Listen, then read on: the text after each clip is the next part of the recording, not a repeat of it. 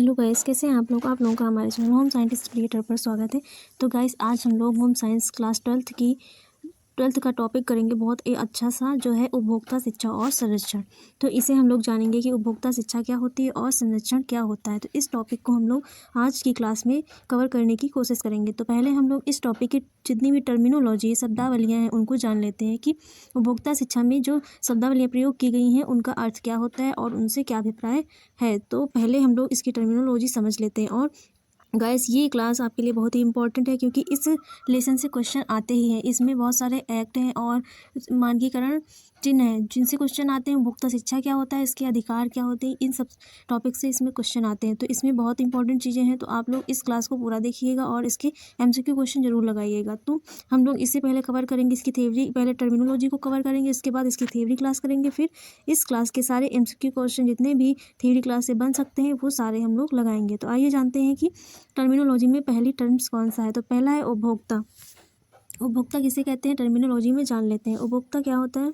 उपभोक्ता वस्तुओं और सेवाओं को अपनी व्यक्तिगत जरूरतों की संतुष्टि के लिए खरीदने वाला होता है। जो उपभोक्ता किसे कहते हैं, जो वस्तुओं और सेवाओं को अपनी व्यक्तिगत जरूरतों की संतुष्टि के लिए खरीदता है। जो व्यक्ति अपनी वस्तुओं और सेवाओं को अपनी व्यक्तिगत स्वयं की जरूरतों को पूरा करने के लिए संतुष्टि के लिए खरीदता है, जो वस्तुओं को खरीद के उसका उपभोग करता है, वही उपभोक्ता कहलाता है। अगला है उपभोक्ता अधिकार। उपभोक्ता अधिकार क्या होता है। कानूनी रूप से उपभोक्ता हितों की सुरक्षा है तो प्रदत्त अधिकार। उपभोक्ता अधिकार वो होते हैं जो उपभोक्ताओं को कानून के द्वारा प्रदान किए जाते हैं और कानूनी रूप से उपभोक्ता हितों की सुरक्षा करते हैं। जो उपभोक्ता हित की सुरक्षा करते हैं वो उपभोक्ता अधिकार कहलाते हैं, जो कानून के द्वारा उपभोक्ताओं को दिए जाते हैं। अगला है उपभोक्ता संरक्षण। उपभोक्ता संरक्षण क्या होता है। उपभोक्ता संरक्षण अधिनियम उपभोक्ता के हित में निर्मित कानून जो उन्हें शोषण से मुक्त कराने हेतु सहायता प्रदान करता है तथा उनके अधिकारों व हितों की रक्षा करता है। उपभोक्ता संरक्षण अधिनियम क्या है। उपभोक्ता के हित में निर्मित कानून उपभोक्ता के निर्मित वो कानून जो उन्हें शोषण से मुक्त कराते हैं और उन्हें सहायता प्रदान करते हैं तथा उनके अधिकारों जो उपभोक्ता को कानून के द्वारा अधिकार दिए हैं उसकी रक्षा करते हैं और उन्हें शोषण से बचाते हैं। और ये सारे अधिकार उपभोक्ता से अधिकार और उपभोक्ता संरक्षण अधिकार एक उपभोक्ता का शोषण होने से बचाते हैं और उसके अधिकारों की रक्षा करते हैं। तो ये होता है उपभोक्ता संरक्षण अधिनियम। अगला टर्म्स देखते हैं कौन। अगला है गाइस उपभोक्ता अधिकार और दायित्व। उपभोक्ता अधिकार और दायित्व क्या होता है। उपभोक्ता के हितों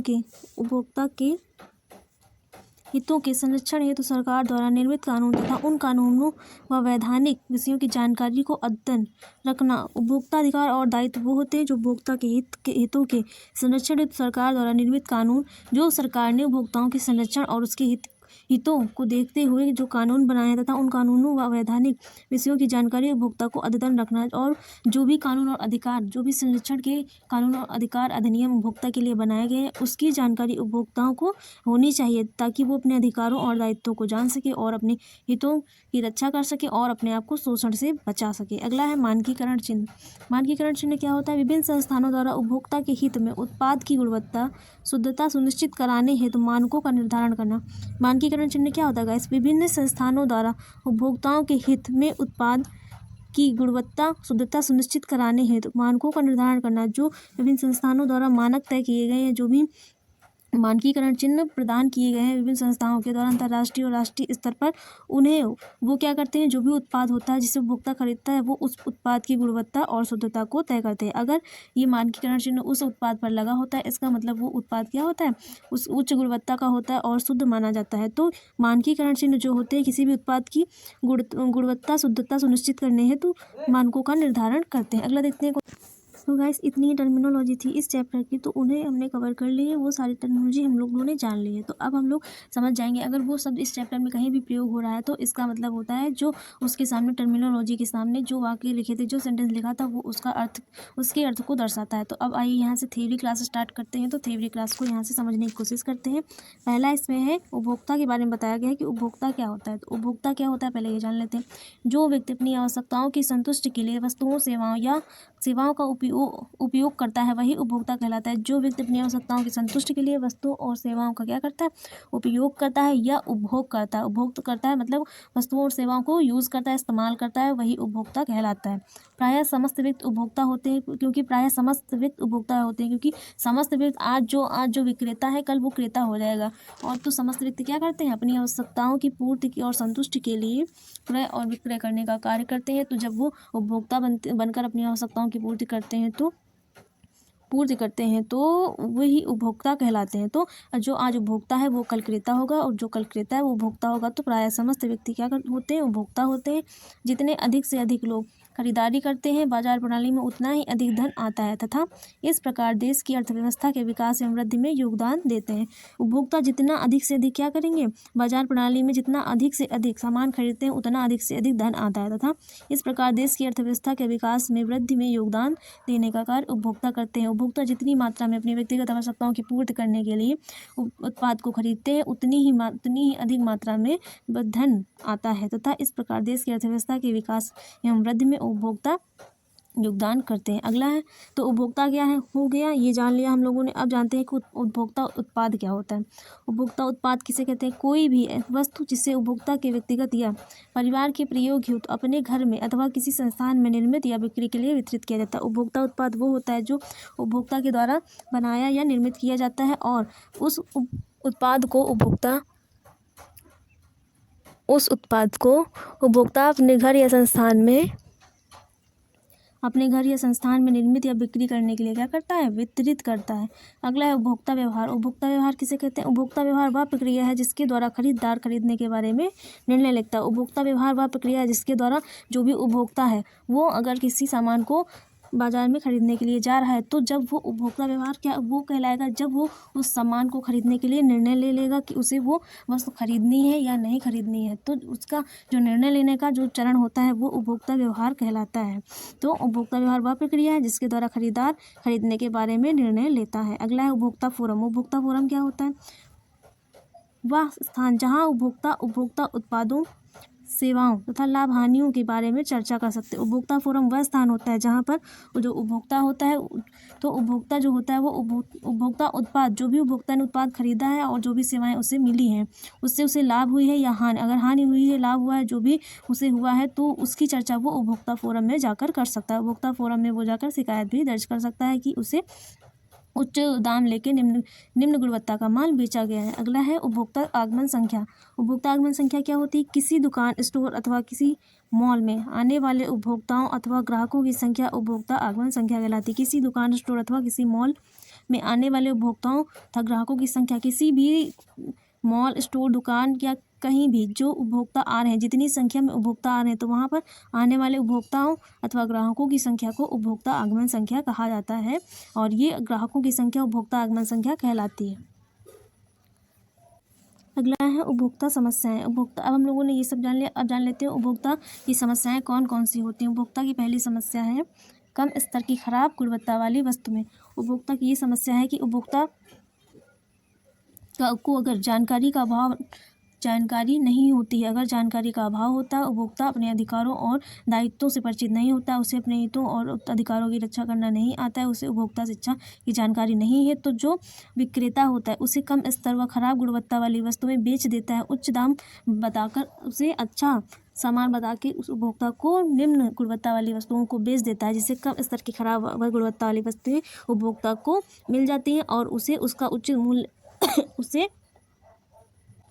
उस कम स्तर की खराब गुणवत्ता वाली वस्तु को लेने के लिए भी उपभोक्ता को वही दाम चुकाना पड़ता है जो उच्च गुणवत्ता वाली अच्छी वस्तु का होता है। तो अगला है मिलावट। मिलावट किसे कहते हैं, मिलावटखोरी एक गंभीर समस्या है। मिलावट से उपभोक्ताओं को न केवल आर्थिक दृष्टि से हानि सहन करनी पड़ती है बल्कि स्वास्थ्य भी खोना पड़ता है। मिलावट आज के समय में एक गंभीर समस्या है। उपभोक्ताओं को बहुत ही सावधानी पूर्वक क्या है वस्तुओं को खरीदना चाहिए, क्योंकि आजकल हर वस्तुओं में मिलावट करी जा रही है। तो मिलावट एक गंभीर समस्या है। किसी भी गुणवत्तापूर्ण वस्तु से उसके कुछ आंशिक भाग को निकाल लेना और उस गुणवत्तापूर्ण वस्तु में निम्न गुणवत्ता वाले पदार्थ को मिला देना ही मिलावट कहलाता है। किसी पदार्थ का उच्च गुणवत्ता वाला जो पदार्थ है उस पदार्थ का आंशिक भाग, थोड़ा सा भाग निकाल के उस पदार्थ में निम्न गुणवत्ता वाला उतना ही जो पदार्थ है उसको मिला देना मिलावट कहलाता है। तो मिलावट आप लोगों ने समझ लिया। मिलावट एक गंभीर समस्या है। अगर उपभोक्ता जागरूक नहीं, उसे मिलावट के बारे में नहीं पता है, वो नहीं जानता है कि कौन सी वस्तु में किस प्रकार की मिलावट हो सकती है, तो उपभोक्ता अज्ञानतावश वस्तुओं को खरीद लाता है और इसकी कीमत उसे अपनी सेहत से भी चुकानी पड़ती है। उसे धन की हानि तो होती है, साथ ही स्वास्थ्य की हानि भी होती है। अगला है अधिक कीमत। उपभोक्ताओं की कीमतों और जानकारी के अभाव में उसे जो विक्रेता होता है वो निम्न गुणवत्ता की वस्तुओं को अधिक कीमतों का बता करके और अच्छा बता करके उपभोक्ताओं को बेच देता है, जिससे क्या होता है, उपभोक्ताओं को हानि होती है। और इसलिए उपभोक्ताओं को अपने दायित्वों, हितों और उपभोक्ता अधिकारों का ज्ञान होना बहुत जरूरी है। अगला है उपभोक्ता जानकारी का अभाव। जो भी वस्तुएं मार्केट में हैं वो अच्छी क्वालिटी की हैं, निम्न क्वालिटी की हैं, कि इसका पता उपभोक्ता कैसे लगाएंगे। अगर उपभोक्ताओं को सारे मानकीकरण चिन्हों की जानकारी होगी कि कौन सा एग मार्क है, ISI मार्क है, एग्रीकल्चर मार्क है, इको मार्क है, ये सारे मार्क हैं, कौन सी वस्तु पे कौन सा मार्क लगा होता है, तो वो अच्छी मानी जाती है और वो संस्थान के द्वारा उच्च गुणवत्ता वाली होती है। ये मानक चिन्ह प्रदर्शित करता है कि जो वस्तु पे ये मानक चिन्ह लगा है, जिस भी वस्तु पे मानक चिन्ह लगा है, वो उच्च गुणवत्ता वाली, उसमें कोई भी निम्न गुणवत्ता वाला पदार्थ नहीं मिलाया गया है। तो उपभोक्ता जानकारी के अभाव में निम्न गुणवत्ता वाली वस्तुओं को खरीद कर लाते हैं और जबकि उसके बदले उच्च गुणवत्ता वाली वस्तुओं का मूल्य चुका देते हैं। अगला है विनिर्माता द्वारा अपूर्ण या त्रुटिपूर्ण जानकारी देना। जो विनिर्माता है, जो बेचने वाला है, वो उपभोक्ता को अगर उपभोक्ता को उसने पहचान लिया कि उपभोक्ता जो भी वहाँ पे उत्पाद खरीदने आया है वो अज्ञान है, उसे कोई भी जानकारी नहीं है, तो वो अपनी वस्तुओं को बेचने के लिए उसे जो भी उत्पाद है उसकी गलत जानकारी देकर उसको बेचने का कार्य करता है, जिससे उपभोक्ता को जानकारी का अभाव नहीं होता और गलत और अपूर्ण जानकारी के अभाव में उपभोक्ता उस वस्तु को क्रय कर लेता है, जिससे उपभोक्ता को हानि का सामना करना पड़ता है। अगला है गलत तौल और माप।